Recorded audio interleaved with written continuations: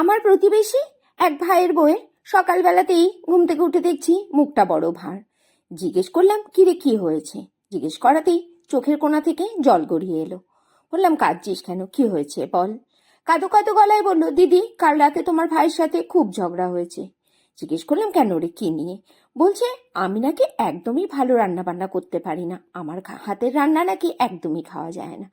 ভাইয়ের বউকে আশ্বাস দিয়ে বললাম, একঘেয়ে ভালো খাবারও মানুষের মুখে ভালো লাগে না, একটু অন্যরকম কিছু ট্রাই কর। দাঁড়া, আজ না আমি একটা ডিমের রেসিপি করছি, তোকে একটু দেবো, ভাইকে খাওয়াবি আর বলবি না কিন্তু আমি দিয়েছি। দুপুরবেলাতে রান্না করে ভাইয়ের বাড়িতে পৌঁছে দিয়েছিলাম। ভাইয়ের বউ আমার কথা না বলেই ভাইকে ডিমের রেসিপিটা খাইয়েছিল। ভাই তো খেয়ে একদম ফিদা হয়ে গেছে। ভাইয়ের বউকে বলেছে রোজ রোজ এই রেসিপিটা রান্না করো। যাক, আমার এই রেসিপিটা হিট হয়ে গেছে, আমার ভাইয়েরও ভালো লেগেছে, ভাইয়ের বউও খুশি হয়ে গেছে।